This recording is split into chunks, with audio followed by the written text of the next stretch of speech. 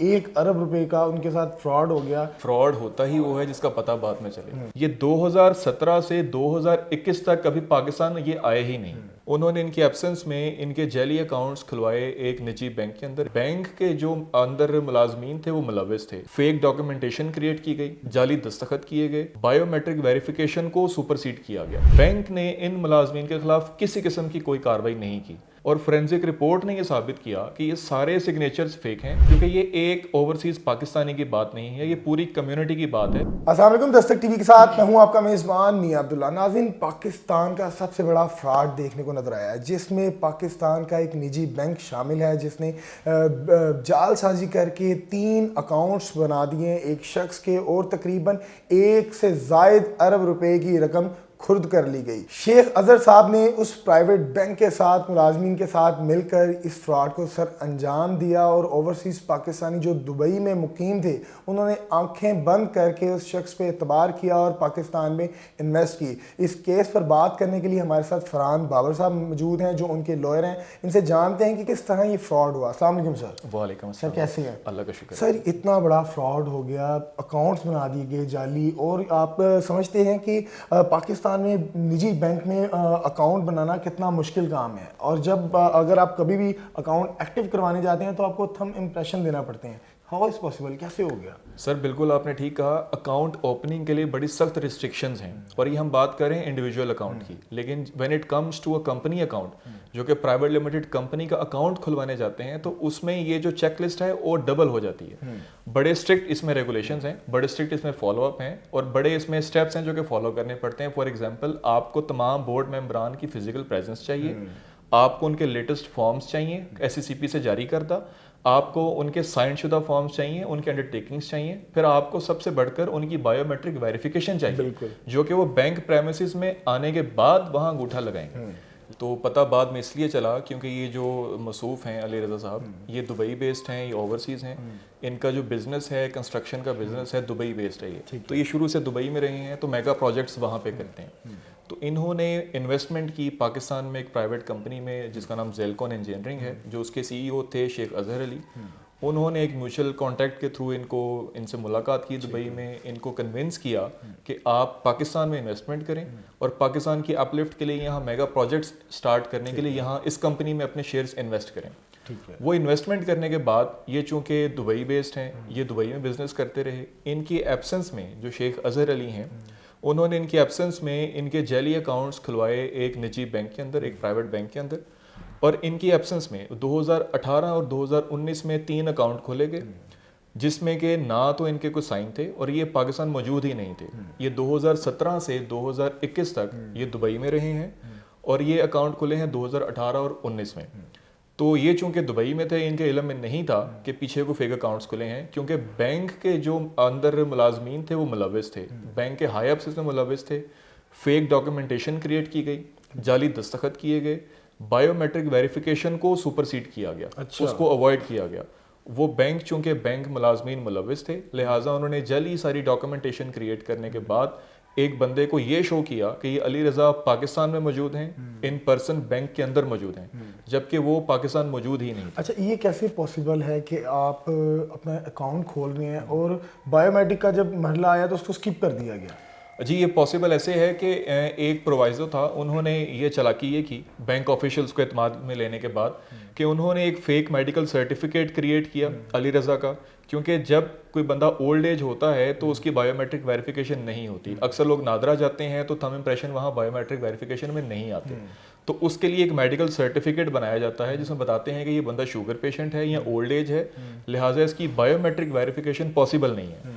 تو bank officials کے ساتھ مل کے یہ ایک فیک میڈیکل سرٹیفکیٹ بنایا گیا. اس سرٹیفکیٹ کو انہوں نے بینک میں پروڈیوس کیا, اور بینک آفیشلز نے without verification, without following the SOPs انہوں نے ویریفیکیشن نہیں کی. انہوں نے اس فیک ڈاکومنٹ کی بیس پہ یہ ویریفیکیشن کو سسپینڈ کیا اور ان اکاؤنٹس کو اوپن کر دیا. اچھا, آپ کیا سمجھتے ہیں کہ یہ عملہ برانچ کی حد تک تھا یا اس سے اوپر بھی تھا جو ان کے ساتھ ملا ہوا تھا؟ یہ جس قسم کا فراڈ ہے, ابھی تک کوئی 1 ارب کے قریب سامنے آ چکا ہے کہ فراڈ ہے, تو اس کیپیسٹی کا فراڈ جو ہے وہ ہائی اپس کے انوالو کیے بغیر پاسبل نہیں ہوتا. یہ نچلی سطح پر یہ فراڈ ایسا ممکن ہی نہیں ہے کیونکہ اس میں ریجنل ہیڈ بھی انوالو ہوتا ہے, اس میں بعض اوقات کنٹری ہیڈ کی بھی اس میں اپروول یا اس کی پیچھے کنسنٹ یا اس کی سپورٹ شامل ہوتی ہے. اور یہ جو فراڈ ہے یہ پاسبل ہی نہیں ہے کہ یہ آفیشلز انوالو نہ ہو. اور ویسے اب تک تو یہ سامنے آ چکا ہے کھل کے کہ وہ پرائیویٹ بینک کے ہائپس بھی انوالو تھے, کیونکہ جب سے یہ فراڈ ہوا ہے, جب سے ہم نے بینک کے نوٹس میں یہ لائے ہیں فراڈ کا, اس دن سے لے کے 2 سال سے لے کے آج تک بینک نے ان ملازمین کے خلاف کسی قسم کی کوئی کارروائی نہیں کی. نہ صرف کہ کوئی کارروائی نہیں کی بلکہ ان کی پشت پناہی کرتے رہے, ان کو سپورٹ کرتے رہے, اور بلکہ اس بیچارے آدمی کو 1 ارب سے زیادہ نقصان ہو گیا. اور ان کو بجائے اس کے ان کو سپورٹ کرتے, کیونکہ بینک اپنی ساکھ کو بہتر کرتا, بینک ثابت کرتا کہ آپ کے ساتھ فراڈ ہوا ہے, ہم آپ کے ساتھ کھڑے ہیں. بالکل. بینک ان ملازمین کے خلاف کارروائی کرتا, ڈپارٹمنٹل انکوائری انیشیٹ کرتا, کوئی چیز ایکٹیو کوئی ایکشن لیتا, ان کو ڈسمسل فرام سروس کرتا. بینک نے ایسا کچھ نہیں کیا. ایف آئی آر میں کس کو نامزد کیا گیا؟ جی ایف آئی آر میں وہ جو نجی بینک ہے ان کے ملازمین کو جو کہ مینیجریل لیول پہ تھے ان کو ملوث کیا, ان کو ان کے خلاف پرچہ دیا. اور یہ جو شیخ اظہر علی ہیں جو کہ اس زیلکون کمپنی کے جو سی ای او کرتا دھرتا تھے, ان کے خلاف انہوں نے پرچے کا اندراج کیا. ٹھیک ہو گیا. کیا اسٹیٹ بینک نے کوئی ایکشن لیا اس نجی بینک کے خلاف؟ یہ بڑا ایک افسوسناک المیہ ہے کہ اس اسٹیٹ لیول بینک کے متعلق ہیں سب. جی بالکل, اسٹیٹ بینک ایک ریگولیٹر ہے, بڑا سخت ریگولیٹر ہے. اسٹیٹ بینک کی ناک کے نیچے ایک نجی بینک جو کہ بڑا لیڈنگ بینک ہے پاکستان کا, اس بینک میں ایسا فراڈ ہو جانا, اور اسٹیٹ بینک کی ریگولیشنز جو ہیں انہوں نے ہوا میں اڑا کے پھینک دی ہیں, کوئی کسی کی ریگولیشن کو فالو نہیں کیا, اور اسٹیٹ بینک نے ابھی تک کوئی کارروائی نہیں کی. اور افسوس یہ ہے کہ اس الیگل ایکٹیویٹی کے بعد بھی ابھی تک بینک کے اوپر, بینک کے کان پہ کوئی جوں تک نہیں رہیں گی, بینک کو کوئی فرق نہیں پڑا. لگتا بظاہر یہ لگتا ہے کہ کنٹری ہیڈ سے لے کے نیچے تک پورا عملہ انوالو ہے, اور ان کو پیچھے سے سپورٹ ہے یا ان کو یہ یقین ہے کہ ہمارے خلاف کسی قسم کی کارروائی کوئی نہیں کی جائے گی. اچھا بلال صاحب, مجھے بتائیے گا کہ جعلی اکاؤنٹس بنانے کا مقصد فراڈ کرنا تھا, کیا تھا, یہ تھوڑا سا ذرا مجھے سمجھا دیجیے گا. جی دیکھیں, جب بھی کوئی چیز آپ جعلی چیز آپ کریٹ کرتے ہیں اس کا پہلا مقصد ہی فراڈ ہوتا ہے, کیونکہ کسی حق سچ کے کام کے لیے آپ کو جیل سازی کی ضرورت نہیں ہوتی. تو ان جعلی اکاؤنٹس کو بنانے کا مقصد صرف یہ تھا کہ اس کمپنی کے جو ایسٹس ہیں, کمپنی کے جو فنڈز ہیں, جو کہ شیئر ہولڈر کا پیسہ ہے, جو انویسٹمنٹ ہے اوورسیز پاکستانی کی, اس پیسے کو راؤٹ کرنا تھا, اس پیسے کو نکالنا تھا فیک اکاؤنٹس کے ذریعے. اور اس اماؤنٹ کو انہوں نے انلیگل ایکٹیویٹیز کے لیے یوز کیا ہے, منی لانڈرنگ کی ہے انہوں نے ان اکاؤنٹس کے تھرو, اور ان اکاؤنٹس کے تھرو انہوں نے اس کمپنی کے ایسٹس کو سائفن آف کیا ہے, جو کہ ان اٹ سیلف ایک سیپریٹ کرائم ہے, انڈیپینڈنٹ کرائم ہے. علی رضا صاحب اب کیا کرنے جا رہے ہیں اس شخص کے خلاف اور اداروں کے خلاف جنہوں نے ان کے ساتھ اتنا بڑا فراڈ کیا, ان کی غیر موجودگی میں ان کے ہی اکاؤنٹس کھول دیے گئے؟ جی اب تک تو ہم نے ایف آئی اے میں درخواست دی ہے, ایف آئی اے میں پرچے کا اندراج بھی ہو چکا ہے. اس کے علاوہ اور ڈفرینٹ فورمز ہیں, جس طرح بینکنگ محتسب کا ادارہ ہمارے پاس موجود ہے, ہمارے پاس گورنر اسٹیٹ بینک موجود ہیں. تو ہم نے ہر فورم پہ جو ہے لیٹیگیشن اور پروسیڈنگز کا آغاز کر دیا ہے. لیکن ابھی تک افسوس کی بات یہ ہے کہ اس پرائیویٹ بینک کی طرف سے کسی قسم کی جو پروسیڈنگ انیشیٹ نہیں کی گئی. ابھی اسٹیٹ بینک کے پاس جو ہے پروسیڈنگ جاری کی جائے گی, تو state bank being a regulator, state bank کا کام ہے کہ وہ مانیٹر کرے, وہ اسٹرکٹ ایکشن لے, اور بلکہ پورا آڈٹ کنڈکٹ کرے کہ اس بینک میں اس طرح کے اور کتنے فراڈ ابھی جو ہیں وہ پائپ لائن میں ہیں یا ہو رہے ہیں. یہ فراڈ ایک آدمی کے ساتھ نہیں, پوری بزنس کمیونٹی کے ساتھ اور پوری اوورسیز کمیونٹی کے ساتھ فراڈ ہے یہ. علی رضا صاحب اب اس کیس کو پرسو کر رہے ہیں, کیا آپ بتا رہے تھے کہ وہ دبئی رہتے ہیں, تو اب وہ پاکستان آگے اس کیس کو دیکھ رہے ہیں؟ جی بالکل, وہ بالکل پاکستان وہ مثال بنائیں گے اس کو. بالکل, وہ صرف اور صرف اسی مقصد کے لیے پاکستان موجود ہیں. وہ ان کے لیے شاید یہ اماؤنٹ فائنینشیل لاس میں اتنا بڑا لاس نہ ہو, لیکن ٹرسٹ ڈیفیسٹ کے ٹرمز میں بہت بڑا لاس ہے ان کے لیے.